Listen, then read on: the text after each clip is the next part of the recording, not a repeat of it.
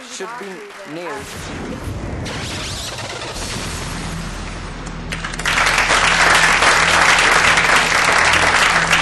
Welcome to this first ever international final of Debating Matters. It doesn't matter what happens here, the pupils on this stage are making history because it's never happened before. And the motion we're discussing today is protecting the public from terrorism should come before civil liberties. For the motion, we have SM Chokti School from Pune, the winner of Debating Matters India, and against the motion, the winner of DMC UK 2009, and that is our school from Durham. Can we just welcome them both onto the... Okay, let's start. Civil liberties are set limits on the power of the state over an individual and guarantee a private sphere of autonomy where individuals are free to act so long as they do not harm others. We don't deny that civil liberties form the very pillars of democracy, but we believe that in times of crisis, in order to protect these fundamentals, we must protect the public first. The main aim of terrorism is collateral damage and creation of fear amongst the public. Curtailing civil liberties is inconvenient, but the fact is, it does help prevent terrorism. Terrorism is of huge concern to humanity as a whole. When the public is affected by acts of terrorism, their most basic right and fundamental freedom, the right to life, is violated. Recently, Home Secretary Jackie Smith said, "People's fundamental civil liberty is that they are kept safe from terrorism and serious crime." The 2006 transatlantic plot is a perfect example. An alleged plot to detonate liquid explosives on 10 airliners travelling from UK to Canada and the US was thwarted by the UK police. What turned out to be UK's largest surveillance operation, calling in 220 additional officers, averted a catastrophic event only because the MI5 secretly checked Ahmed's baggage on his return from Pakistan and in the months to come secretly broke into his flat. It appeared to be a possible bomb factory. The MI5 left behind a camera and a microphone, and on the 3rd of August, Ahmed Ali and Tanveer Hussain were seen constructing devices out of drink bottles. Considering the frequency and range of terror attacks, civil liberties have to be curtailed in order to ensure the safety of our huge population. Prevention is our only protection. After the Brighton bombings to assassinate Margaret Thatcher, the Irish Republican Army spokesperson accurately summed up the enormity of the issue. We have to be lucky only once. You have to be lucky all the time. Thank you. Prioritisation of protection against terrorism would lead to serious disintegration within the mechanics of our society. People would feel that they had been compromised in order to protect against a possible eventuality. For example, following 9/11, George Bush passed the USA Patriot Act. This allowed the authorities to tap phones, monitor email communication, and even search personal, medical and financial records. Bush viewed this as a necessary measure in response to the terrorist attacks, but opposition escalated as the public felt that they were treated like terrorists due to the extreme levels of investigation. Civil liberties are a central factor to the functionality of every society. To allow this to be undone by terrorist movements seems illogical as it gives in to their behaviour.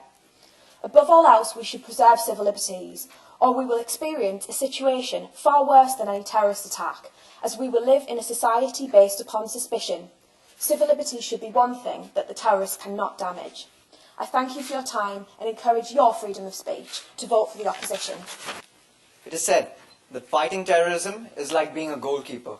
You can make 1,000 good saves, but the one that gets past you is the one people remember and the one you can never forgive yourself for letting go.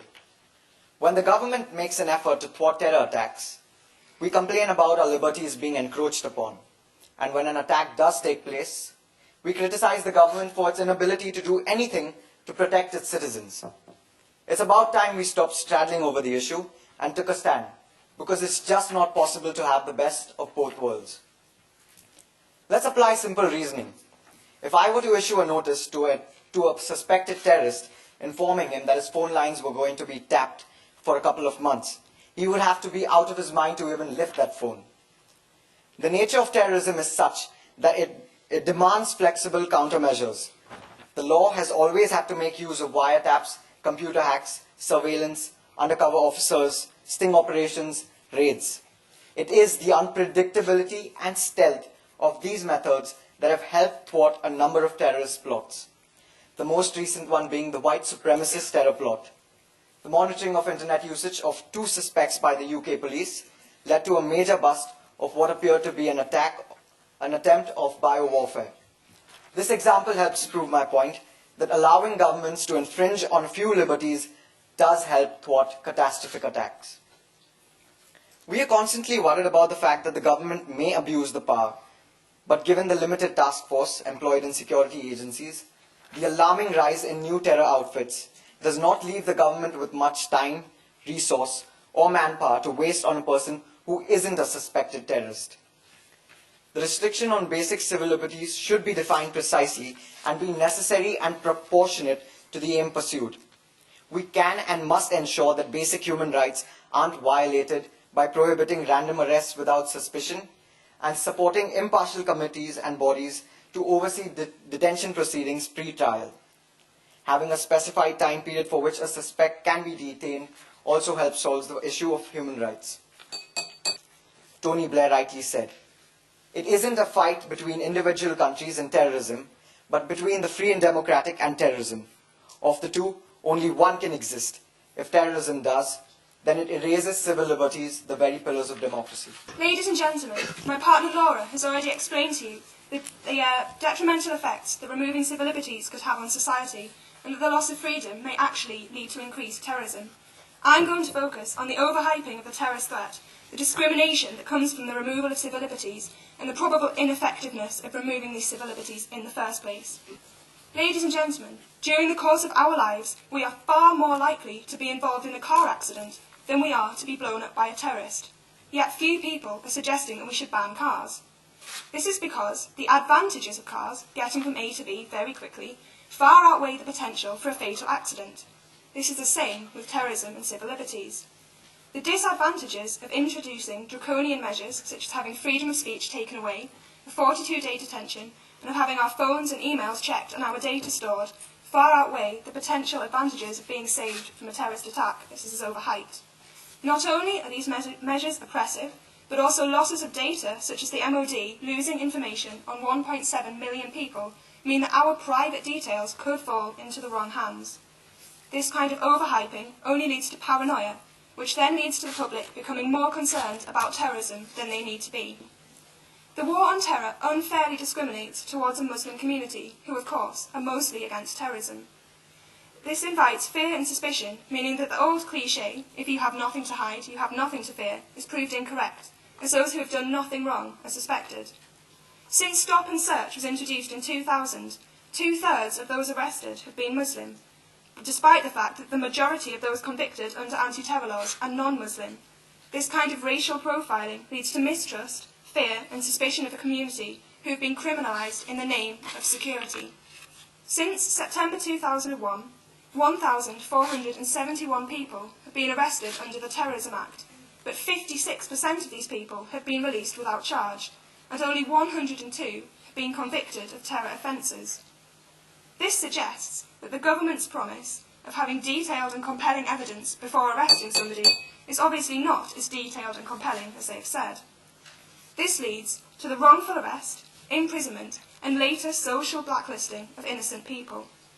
Ladies and gentlemen, we believe that removal of civil liberties would have a detrimental effect on society, would lead to discrimination, that removal of civil liberties would not actually help our fight against terror, and it's for these reasons that we urge you to oppose this motion. Thank you.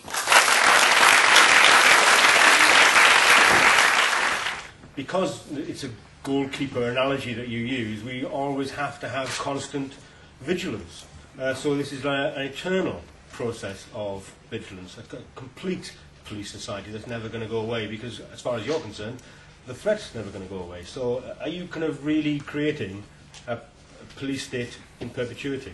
In the Mumbai examples, though, how many of those people came from India?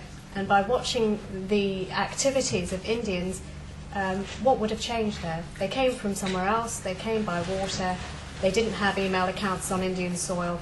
So I just wonder, which is one of the most psyche-destroying attacks. And if you go back to another psyche-destroying attack, not far from you, the Mumbai attacks, orchestrated by a man sitting in Dubai, who's still free, still at large, not many people arrested there. How would snooping on them, your goalkeeper analogy, you could stick a man in a goal for perpetuity and none of that would have changed, would it? When you look at this and you sort of apply the argument of moral calculus, I'd just be interested to hear your attitude to that. You know, where does the moral calculus start and stop when you look at individuals versus the greater good for the greater number? We aren't exactly creating a police state by enforcing all these kind of surveillance activities. What we're trying to look at is the greater good. Do we want to protect the people? Do we want 1,000 lives being, 1,000 of people dead? Or do we actually want to look at certain liberties being curtailed? We have to look at the lesser of the two evils. Would you rather have a person dead and then he doesn't have any rights? Or would you rather have a certain amount of rights curtailed? Mahatma Gandhi was called a terrorist by the British state and was clamped down upon, as was Nelson Mandela. And I think that all I'm saying is you could use the example of Iran at the moment, right, where you have protesters which, in public opinion to a large extent in the West, are seen as being freedom fighters or people who are in favour of liberty and against a rigged election, a similar example, and a state which is basically saying that these are a problem and a destabilising element. Yeah, but I think the classification of a terrorist, basically, is anyone who incites violence. Anyone who's out to kill thousands of people. I mean, in today's modern world, I don't think any of us here would deem Mahatma Gandhi as a terrorist. Can I just come back on this point where if you impose draconian measures to try and prevent, do we actually know that that is the best way to go about it? But we aren't imposing draconian measures. All we're saying is these mistakes have happened in the past. We should have impartial committees, bodies, safeguards that will actually help protect help see human rights and civil liberties so that these people who are suspected terrorists, their basic rights aren't violated. Like NGOs, human rights organizations being there in a trial proceeding, a pre-trial proceeding before deeming him a terrorist. That's what we're trying to say, that certain liberties should be curtailed. Well, what would happen if there was a ticking time bomb thesis and you knew there was somebody standing there who had a lot of information? Would you advocate that you torture that person because you think another bomb's about to go off in half an hour? I think, again, we have to check, would you rather have one person tortured or would you rather have 300 people dead? Very quick point. It was very interesting. You said that terrorism, the definition was somebody who would kill 1,000 to 2,000 people or incite racial hatred, your term.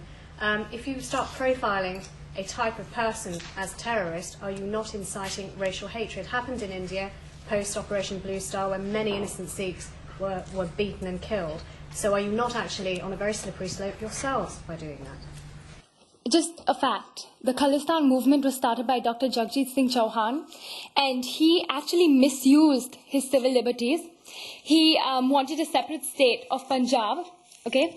And what he wanted to do was create an independent state. He actually issued passports, currency, and printed stamps for Khalistan, a state that did not even exist. In that way, he misused his civil liberties. And because of this, the Air India Flight 182, which was bombed, which killed 329 people. That was bad. Laura, you said that people really care about their civil liberties. They care about freedom of speech. They care about these freedoms that you talk about. In any opinion poll that's been conducted about whether people would be happy to lose some of their freedoms to feel safer when it comes to terrorism, they vote resoundingly for a curtailment of their civil liberties and for more police powers. So are you sure you're in step with what people really want? When would you cross the divide and say that civil liberties need to be impinged upon to prevent some disaster? Well, Laura said civil liberties are central to the functionality of the state. And I might argue that actually surveillance is, it's an unfortunate fact of life, but surveillance is central to the functionality of the state. So I just wonder whether you're being slightly naive. We would actually argue that people may not fully understand the extent to which their civil liberties are going to be infringed upon. Within my speech, I used the example of the US Patriot Act, and originally people were fine about the idea of having liberties infringed upon due to the extremities of the situation with 9/11. However, once they realised the levels of surveillance which were going to occur, and kind of, as I said, searching of email, and it wasn't just this, it was also personal records, this was something which did strike opposition. And also I was going to say, to Austin's point, you did mention the Terrorist Act, but in actual fact there are very few convictions under the Terrorist Act. I would argue the point that you made about civil liberties being central to society. I would argue that the surveillance that you mentioned is unnecessary because currently the only reason why the paranoia is not out of control is because civil liberties occur and that people know that they have a distinct level of freedom. Whereas if civil liberties were infringed upon and began to disintegrate, then, as Ali spoke about, the overhype, it would become a state which was purely involved within paranoia and suspicion. Okay. To respond as well to David's point, who you asked when we would begin to infringe upon civil liberties, and we say that there would never be a threat that would be great enough to mean that civil liberties for our entire globe or country could be infringed upon, and that we believe that a free society should be worth some risk. And obviously we are not condoning abandoning the war on terror entirely, but we need to find a way to work with civil liberties and without taking away people's intrinsic freedoms to try and fight the war on terror. But if you're sitting in a city and the city's been attacked, and then there's another attack, and there's another attack, and it's coming from all angles, and you've got the job of trying to keep the population calm, and yet you continue to argue about civil liberties, isn't there a break point at some point where you can't just stay with this idealistic stand? We would argue that if extreme levels of surveillance are introduced and the people feel like they are treated as they are suspected and treated like terrorists themselves, with all of the conspiracy theories, that the panic would actually be extended and that the public may feel even less safe within their own society as they would feel that they are being turned upon. I think, Laura, it was the point that you made, that if you curtail civil liberties, then you may cause the emergence of domestic terror. Well, the thing is, we're only talking about relooking at our laws because domestic terror is what brought it onto the agenda. So the laws were not as they are now, and yet we had domestic terror. Aren't you actually dealing with a world long, long ago, far, far away, not reality? I would argue to that the majority of terrorist movements actually stemmed out of repression of civil liberties, and that if we allow this to occur within our society, because we're used to having freedom and extensive civil liberties, the possibility could arise for domestic movement. How do we create something worse than terrorism when we are protecting thousands of lives by infringing on a few liberties? Are you justifying acts of murder? Could you give me one example where the public has been protected from terrorism without infringing on even one civil liberty? And the question about overhyping terrorism, do you think 9/11 was being overhyped? I would argue that it's impossible to ignore terrorism or even deny its existence, as this would be completely unfair to those that have lost their lives. However, I don't see why we should then reduce the human right of our own people. As I said, this is a fundamental to society, and I feel that this would simply give the terrorists far more ground, which could be exploited in the future.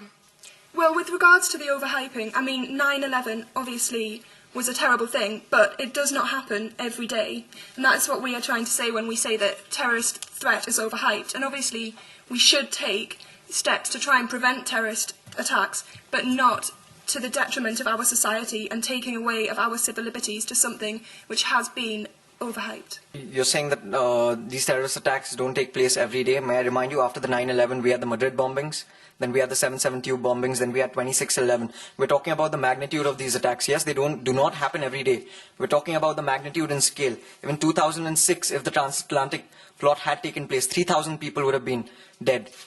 And that plot was thwarted only because of surveillance. So how do you justify that these terrorists should be nailed without certain infringements? How do you protect such huge mass of public without curtailing a few liberties?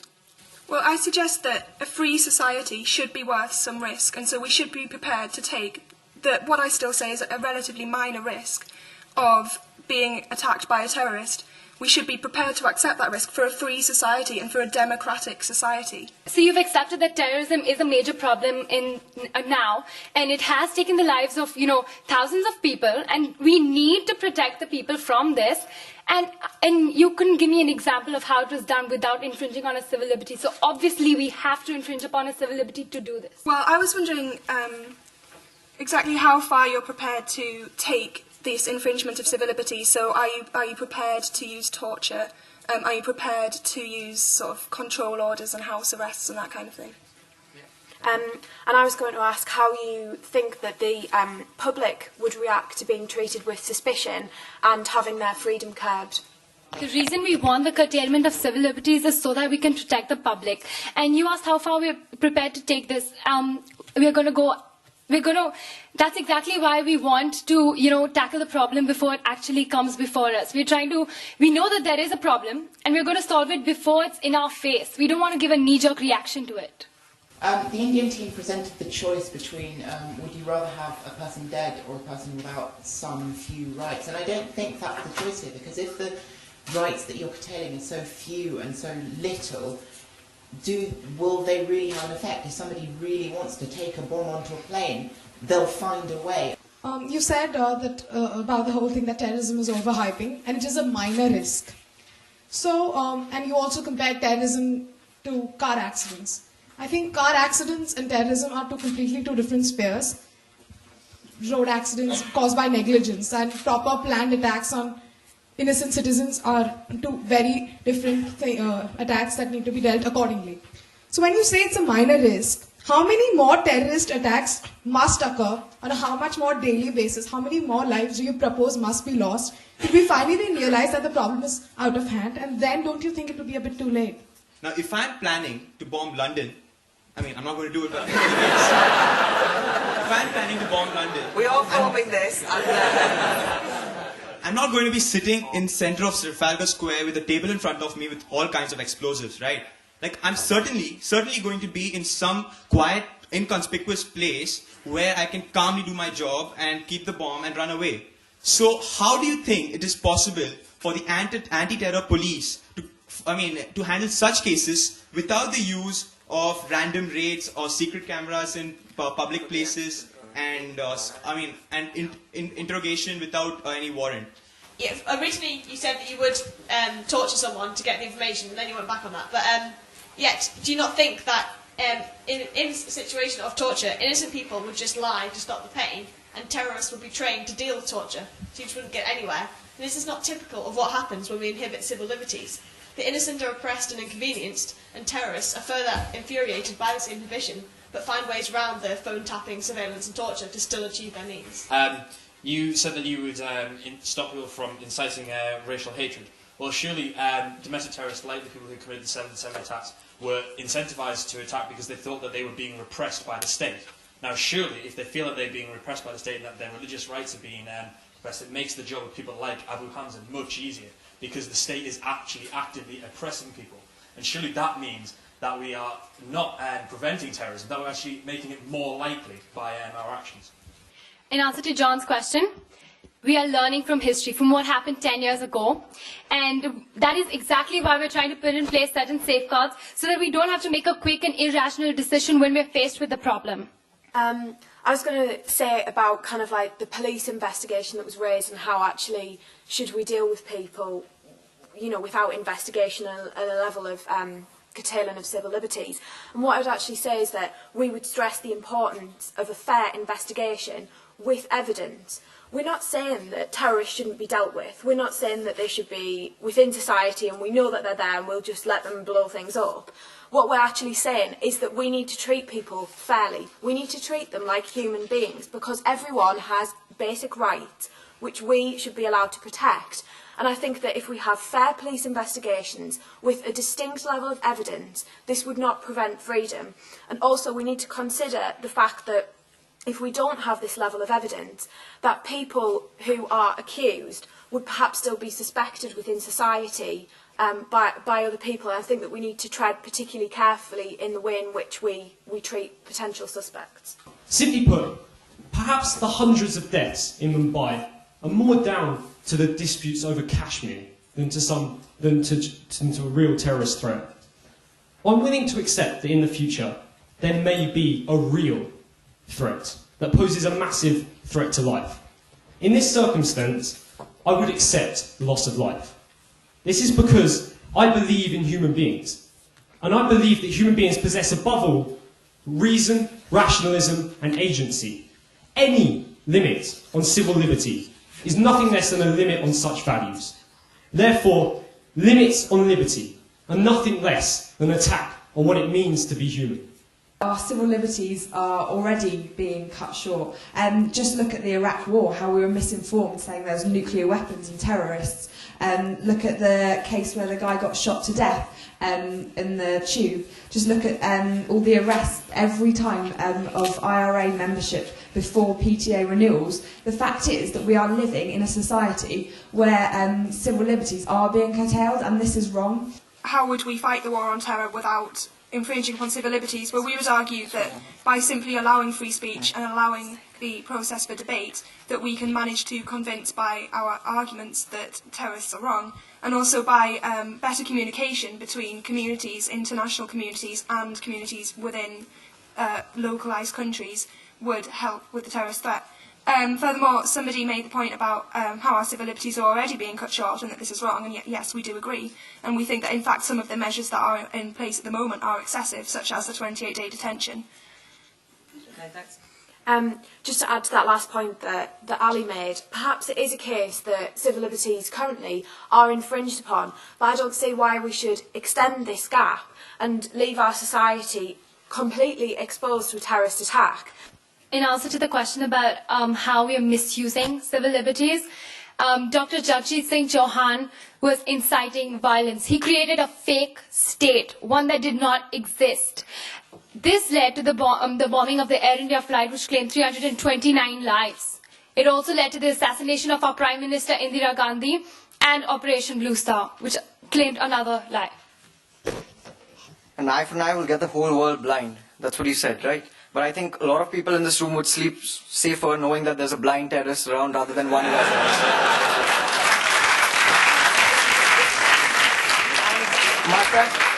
secondly, the other fellow from Queens also said that humans have rational thinking.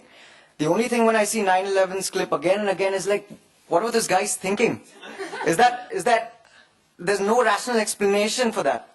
And the question about curtailing civil liberties increases the threat of terrorism. Isn't it a vicious cycle in which, when we curtail civil liberties, it's oppression, and then people are taking to terrorism. Because of terrorism, we're curtailing civil liberties. We need to stop this somewhere, right? So before we're faced with a problem, why can't we put in certain safeguards by ensuring that, the public is protected? Have we already lost the war on terror? Because we've surrendered to terror by destroying our own ideals, torturing people and killing people. Haven't we already lost the war on terror? I just want to say a small observation for all of y'all. Y'all have realized this problem only because of 9/11, 7/7 or whatever it is. In India, we have been facing this because of Kashmir for ages and ages, where y'all were really not aware of what is actually happening to the Kashmiri Pandits. I would just like you to take a view of this. That's all. You don't have any idea what it's like to live in a country where you don't have the luxury of giving in to a few restrictions and curtailing your civil liberties in order to feel safe. Bombs and terror attacks are indiscriminate and commonplace in India. We all know people who have lost loved ones to terrorists. And I think because you live in relative safety, because you have relinquished some of your civil liberties, you are being naive and insulting to those who live in fear every day and ungrateful. We need to accept that terrorism exists. It has taken the lives of thousands of innocent people. We need to protect these people from terrorism. And protecting them comes before civil liberties. Once we accept this, let us just get down to doing this in a planned and informed manner rather than taking a knee-jerk reaction. Thank you. Protection against terrorism is important, but I don't see any rational reason why this should be at the expense of civil liberties and how this will enhance the war on terror. I believe that retaining freedom of speech can be used as an intellectual device to dispel internal terrorism within our communities. We should not allow civil liberties to be eroded. We should remain strong, remain united and remain free. Thank you.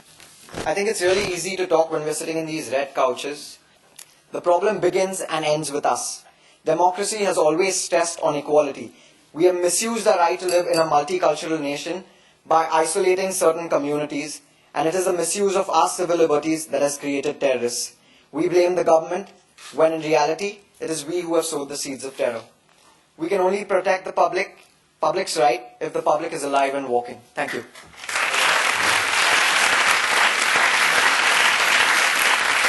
Ladies and gentlemen, terrorists want to disrupt our society. By allowing them to do so, we are letting the terrorists win the war on terror. To deal with the point about our security being threatened, we would argue that our security is threatened by being constantly monitored, by having our data logged, and by having our data potentially lost by government departments who leave briefcases on trains, it seems, every day. Ladies and gentlemen, democratic values, freedom and morality, these are things that terrorists want to erode in our society, and these are things which must above all else be preserved. Well, I must say I was hugely impressed with what you did. And I was looking at a few criteria that we were asked to sort of judge you on. And there's no doubt you did excellent research. You were very coherent. You thought about the issues and you articulated them very clearly. You thought about it in a social context and in a global context. There was quite a lot of emphasis on the history of what had happened in India, which I'm sure a number of the people in the audience weren't so familiar with, but you got into that very cleverly and very effectively. A lot of people said you've had a lot of time to prepare for this, but you've also had to argue the difficult line in a room like this with young people who are idealistic. And you argued it well. And what I liked about you is that a couple of times you really sort of threw quite killer questions the other way.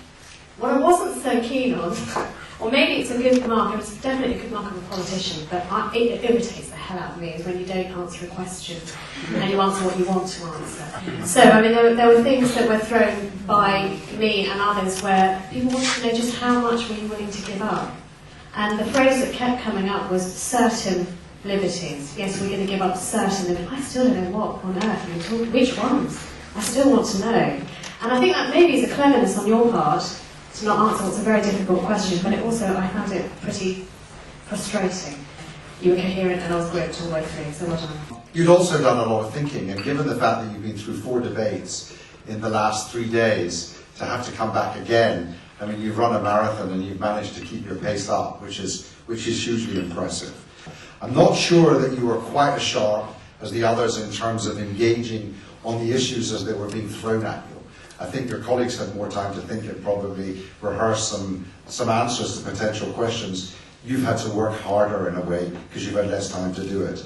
They were maybe a little bit sharper in the response. I was really also very surprised that you didn't bring up John Charles de Menezes, which is an absolute trump card in your argument. It came up through a question and you kind of wore it, but it wasn't your clothes. You know, they weren't things you produced in your suitcase.